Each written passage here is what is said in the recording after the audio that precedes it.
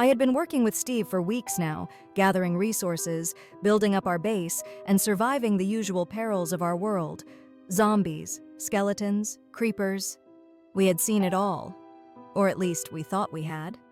We'd set up camp on the edge of a dense forest, our base nestled against a mountain.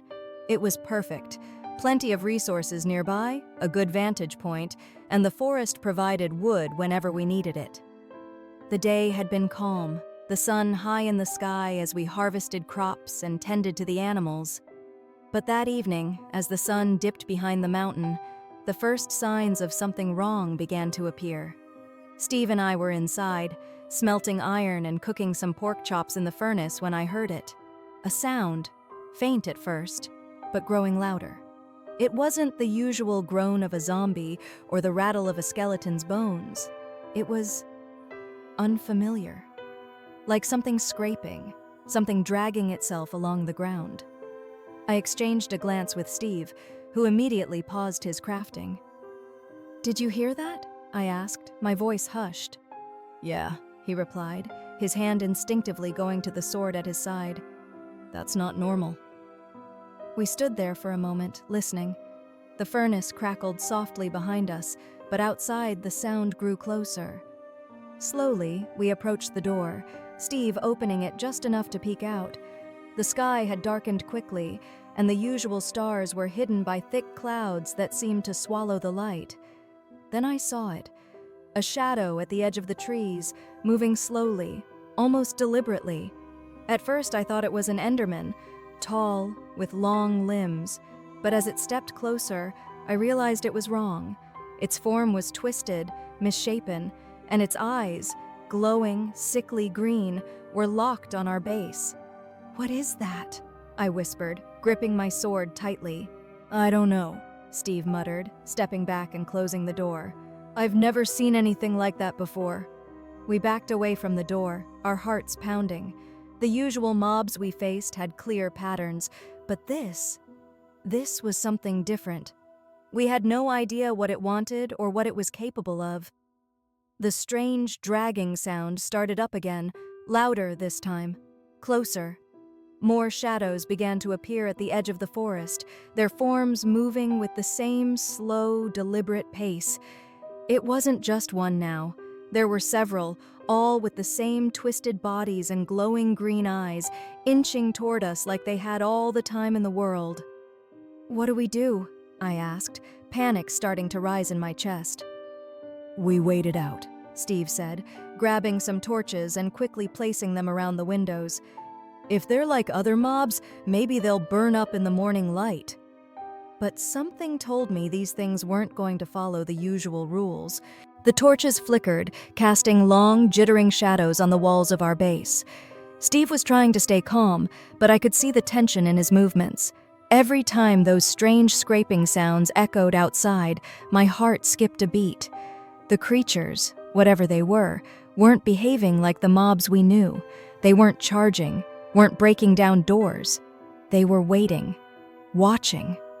The unease crept deeper into me with every second.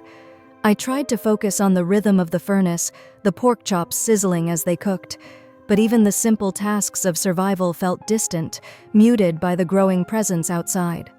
The atmosphere inside was thick, almost suffocating.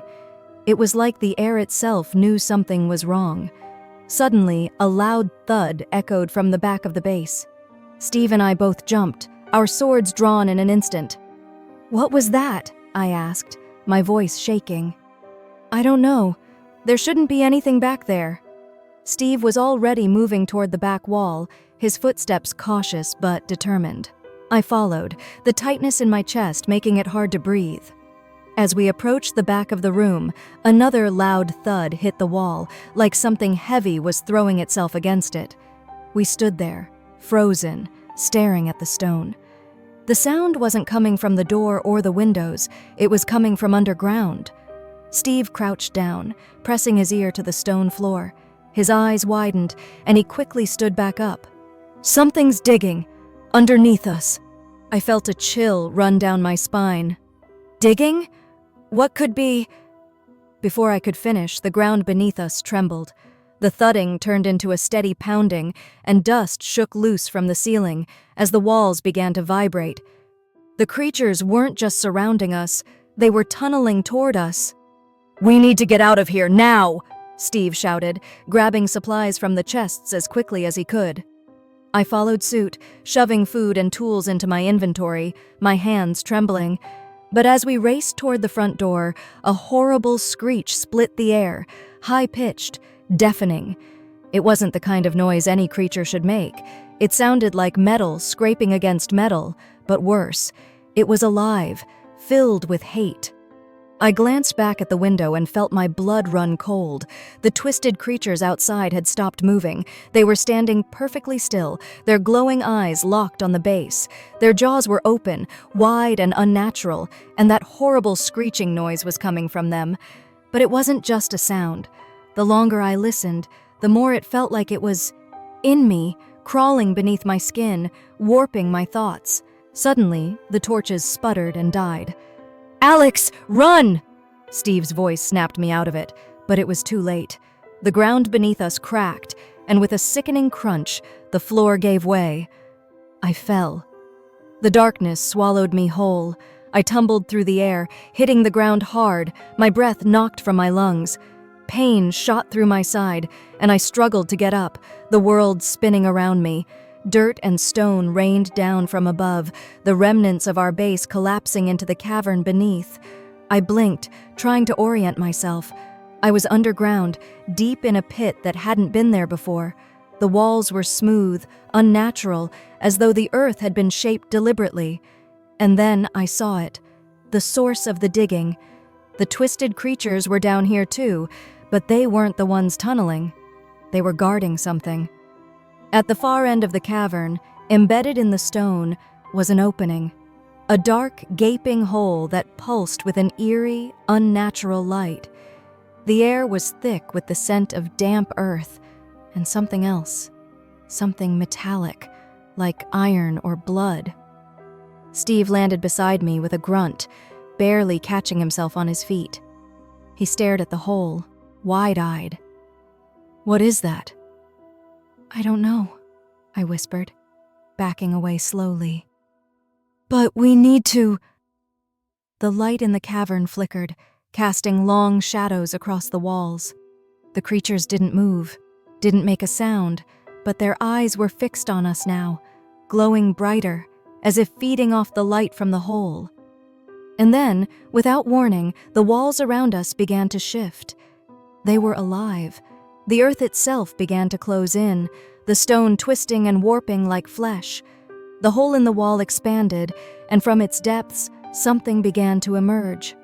Not a creature, not even something with a shape I could recognize. It was void.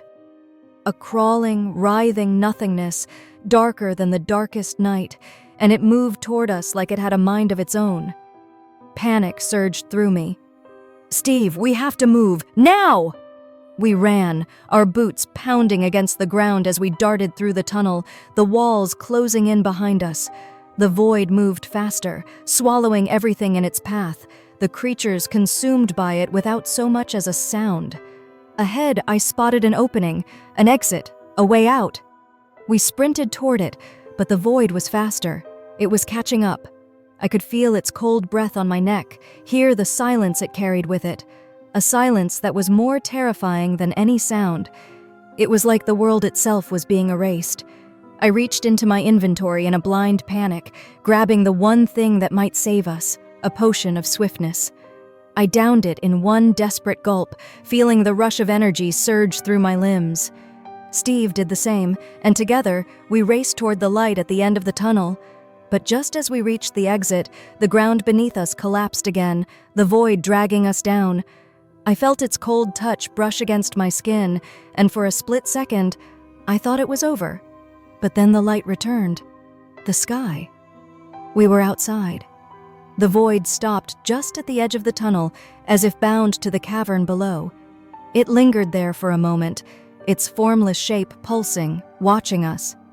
And then, without a sound, it retreated back into the darkness, leaving the land above untouched. We collapsed to the ground, gasping for breath, the night air cold and fresh on our faces. Steve looked at me, his face pale. "What the hell was that?" I didn't have an answer. All I knew was that it wasn't over.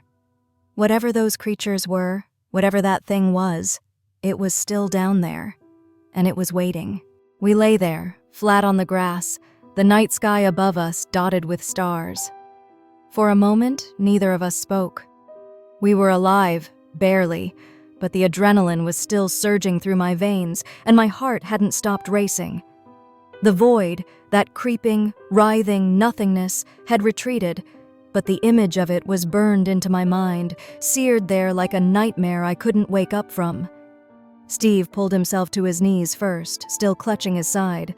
His armor was battered, cracked from the fall and the rush through the tunnels, and I wasn't in much better shape. We were bruised, bleeding, our health bars dangerously low. The world spun as I sat up, pain flaring in my chest. I reached into my inventory, grabbing one of the potions of healing I had stored.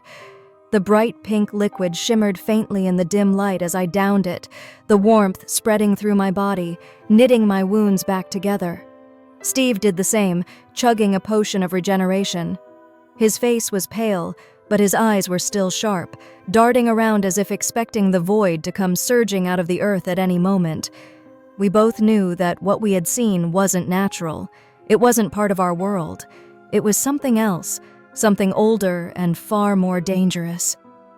I tore off a piece of bread and handed some to Steve. The simple act of eating, of restoring some health, helped calm the shaking in my hands. But I couldn't forget the way those creatures had moved, the way they had watched us. And that sound, the scraping, the screeching, it echoed in my head even now. I could still hear it, faintly, like a distant whisper. "We got out of there," Steve muttered between bites of bread, wiping his mouth with the back of his hand. "But we didn't kill it. That thing, it's still down there." "Yeah," I breathed, staring at the ground beneath us. The earth was still, but it didn't feel safe. It felt like a thin layer, a fragile shell that something darker was waiting to break through. "What do you think it was? I've never seen anything like it. Not in this world." Steve shook his head, his brow furrowed. "I don't know, but whatever it wasn't just a mob. It was like the world itself was warping around it, like it didn't belong here." We sat there in silence, the only sound the occasional crackle of the torches we had placed around our camp earlier. The firelight flickered across the trees, casting long, eerie shadows. But no matter how far away from that cave we were, the feeling of being watched hadn't left us. I stood up slowly, my body still aching, but at least my health bar was back up to something manageable. "We should get back to base, reinforce the walls, maybe build a few more defenses." My voice was steady, but inside I was anything but calm. Steve nodded, pushing himself to his feet. "Yeah, and maybe we just stay out of the caves for a while." We started walking, the familiar sounds of our world around us, the wind rustling the leaves, the distant hoot of an owl, but none of it felt familiar anymore. Everything had shifted. Every shadow seemed deeper, every noise sharper. The path back to the base felt longer than usual, and the whole time I couldn't shake the feeling that we weren't alone. I kept glancing back over my shoulder, expecting to see those glowing green eyes staring out from the trees, but the night remained quiet. Still, the silence itself was unnerving. There were no zombies groaning, no skeletons rattling their bones. Even the usual animals had disappeared, as if the entire world was holding its breath. Finally, we reached the base, the stone walls still intact, torches flickering brightly around the perimeter. It should have felt like home, like safety, but it didn't. Not anymore. We went inside, barricading the door behind us, and sat down by the furnace. Steve stoked the fire, tossing a few steaks inside to cook, the sizzle filling the quiet room. The warmth was comforting, but it couldn't drive away the cold I felt deep inside. That thing, that void, it had changed everything. We ate in silence, the only sounds the crackling of the furnace and the soft hum of the fire. But my mind kept drifting back to the cavern, to the creatures and the dark, pulsing hole. I could still see it in my mind, the way it had expanded, the way it had reached for us. "Do you think it's still spreading?" I asked after a long pause, staring into the flames. Steve didn't answer right away. When he finally spoke, his voice was low, almost a whisper. "Maybe, but I don't think it needs to spread. It's already here. It's just waiting." We reinforced the base that night, added more stone, more iron doors, more torches. We brewed potions of swiftness and healing, packed our chests with supplies, but no matter what we did, it never felt like enough. Because we weren't fighting something we could see. We weren't fighting something we could kill. The days after that were quiet. Too quiet. No mobs spawned at night. No animals wandered near our base. It was like the world was holding its breath, waiting for something to happen. But the worst part was the dreams. Every night since we escaped the cavern, I dreamed of that void, of the creatures, of the hole in the ground that led to nowhere. And every time, I could hear that scraping sound, growing louder and louder until I woke up, drenched in sweat, heart racing. Steve was having the same dreams. We didn't talk about it much, but I could see it in his eyes. We both knew that whatever had emerged from that hole hadn't been defeated. It hadn't gone away. It was still waiting, and one day it would come back.